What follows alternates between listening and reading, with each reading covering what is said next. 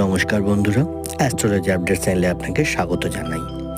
2024-এর শেষ সোমবার 30 তারিখ, ডিসেম্বর মাসের 30 তারিখে সকালবেলা পৌষ অমাবস্যা লাগছে, থাকবে পরের দিন ভোরবেলা অবধি।